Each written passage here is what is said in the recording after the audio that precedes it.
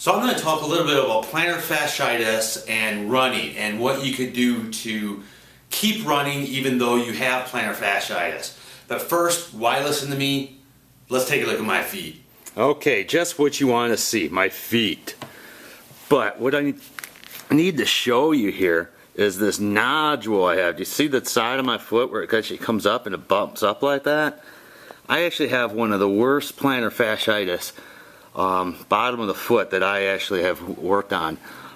Very huge nodule right up in here. Got one on my other foot too. It's not quite as bad. You can see it bumping up right there. This one is actually the worst right here. This big old bump right there, right up there. But I'm still able to run. In fact, I got that nodule from running without orthotics and shoes that broke down. And it actually gets even a little bit worse. I have both my knees are degenerated. But I've actually completed about 6 Ironmans, I think, since I've had this big nodule on the bottom foot and plantar fasciitis. So let me show you how you could still run even though you got plantar fasciitis. Okay, sorry I had to show you my nasty feet, but I think it's important to let you know that I actually have plantar fasciitis myself, and I got those big old nodules on the bottom of my foot. But I'm still able to run. In fact, I've done I think 7 Ironmans since I've had those nodules. Now I will get some pain on the bottom of my feet sometimes, but as long as I do some self-treatment, I'm generally able to run. So now what can you do to keep running even though you have plantar fasciitis? Well, the first thing what you're going to want to do is do some deep tissue therapy on the bottom of your foot. I personally think it's better if you go see a massage therapist or a sports chiropractor first and get some precise deep tissue therapy where you can break up all those adhesions in the bottom of your foot and in your calves and in your butt and your hamstring.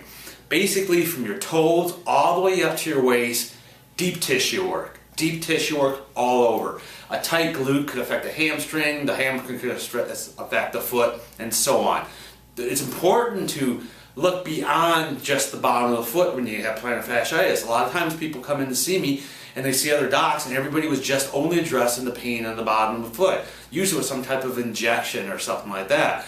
So go all the way up, go up the chain, go up from the toes on up, and do self-deep tissue therapy. You can just Google on YouTube and find foam rollers, the stick work, golf ball exercise, baseball exercise that you could really get in there and mash that. Like I mentioned, I think it's personally a little bit better.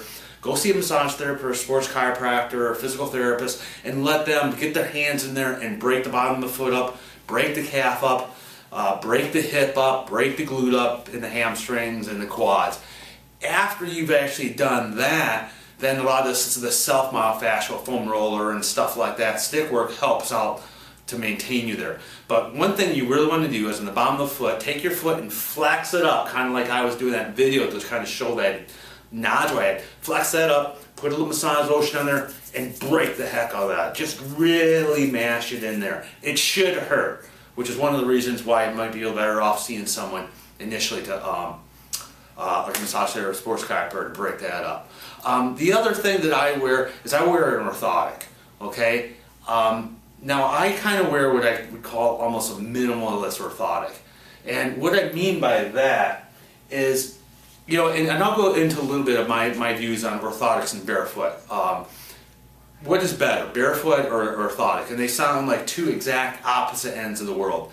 I like both of them. Okay, but there's a problem with both of them. I personally tell people to walk around barefoot at home, do some of your strength and conditioning stuff barefoot, run a little bit barefoot on a soft surface, a golf course or a football field. But then, here's the point, it takes a long time. So if you're in this minimalist kick right now that everybody's doing, yes, I think it's a great idea to walk around barefoot and wear minimalist shoes.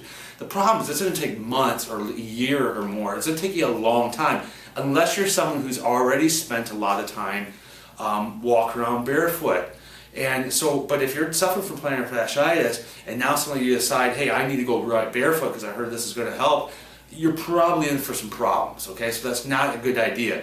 So I do recommend you do something like walk around the house a little bit barefoot, do some of your CrossFit conditioning stuff a little bit barefoot. Now the opposite end, orthotic support. It is not normal standing on tile all day. It is not normal walking on cement all day, okay? And that just wears down the feet. So what I kind of wear to help me run is I kind of call it like a minimalist orthotic, and that's what I'm talking about. I'm talking about something like this. I'm not talking about some big thing like this that a lot of people get put into. Now this is a big, very rigid orthotic. It has a big, huge heel cup, and it's just really bulky.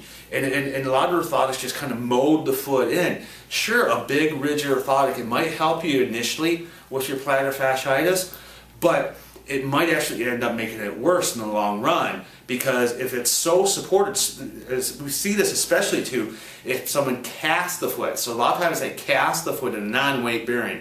What's non-weight bearing? So the arch is going to be a little bit higher rather than if you step on a mold or step on a scanner and work it. So I personally don't like a huge rigid orthotic. What I kind of like, if it gets support, is, like I said, an orthotic that's going to give you a little support. It's flexible. It's going to be flexible. Like again, it's not normal to be running 6, 10 miles, 20 miles, a marathon on cement. And it's cement. It just beats the body up. So by having something that will give a little bit of give, okay, a little bit of give, it will give you a little bit of support. It will help you from that pronation that's going in. It will help that foot from collapsing and tearing. I mentioned in that video where I showed my foot, I initially got that when I was training for my first Ironman, and I just kept running and running. I started getting plantar fasciitis. I kept running, and I ran too long. My shoes didn't have the support, and eventually what happens is that tears, you get that tearing in there, and you get fibrous tissue that goes up.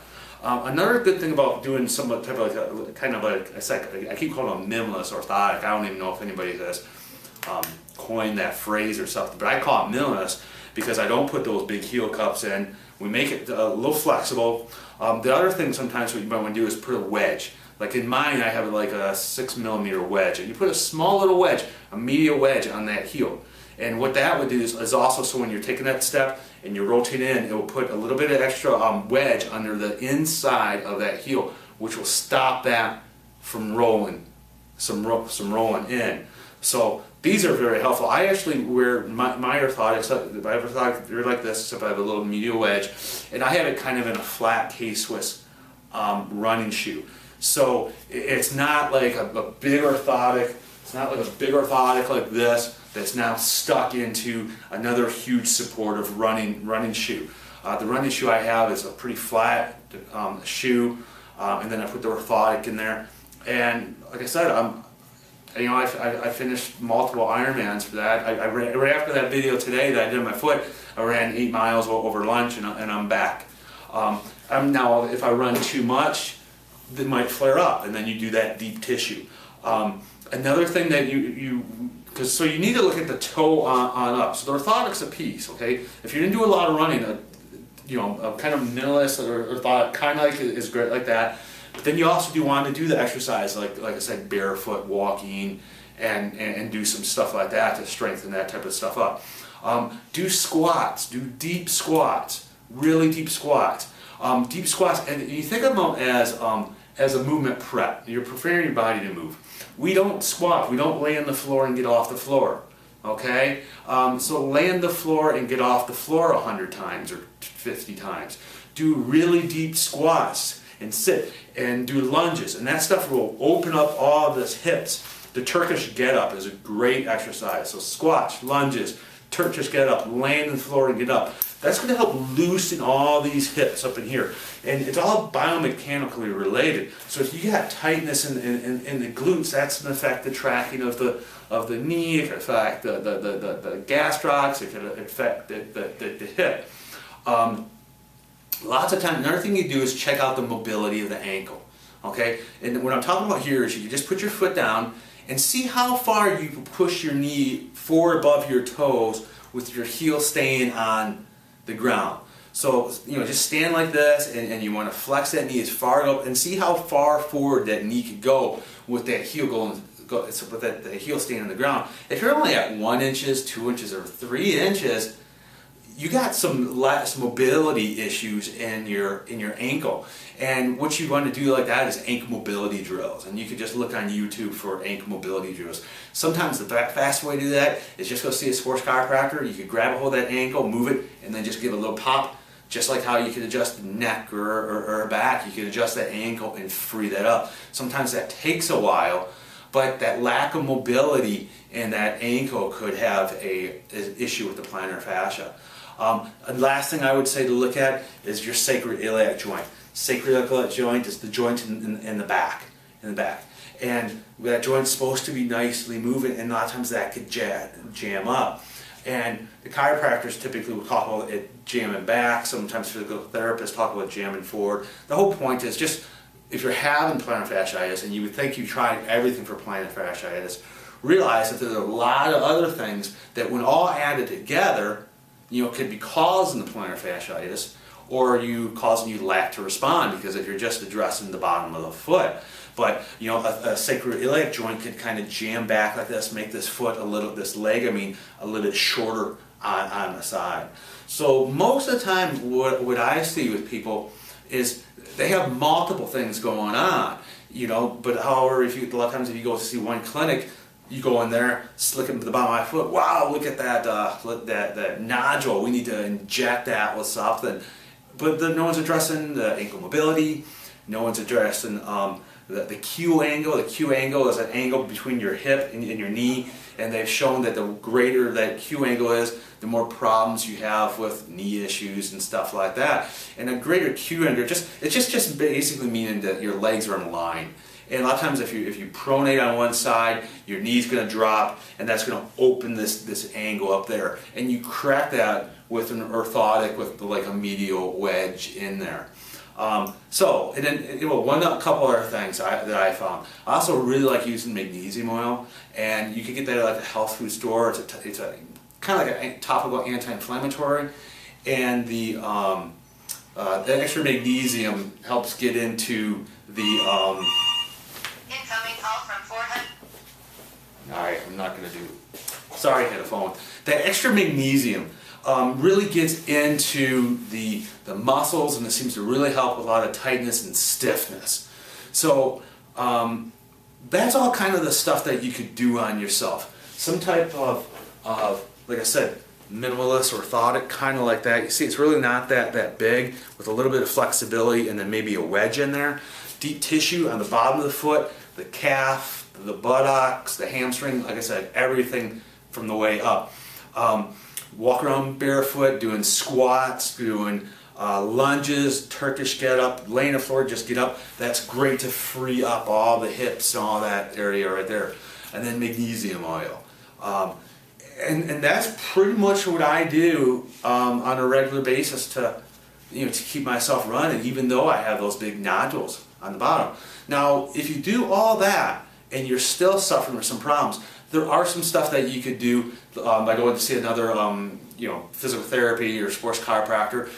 There's dry needling that you could do, which is basically taking a needle or an acupuncture needle and poking that in the trigger points. That helps increase circulation in the area, and it helps break up that tightness. And then there's also like deep muscle stem, like a TheraStem, that you can really get into there and help break that type of stuff up. And the mobilization or adjustment of like the sacroiliac or the foot. But if you're suffering from plantar fasciitis and you're a runner and you want to keep running, look into someone that's making a kind of a orthotic without necessarily like a heel cup, something that will have a little bit of flexibility, maybe a wedge.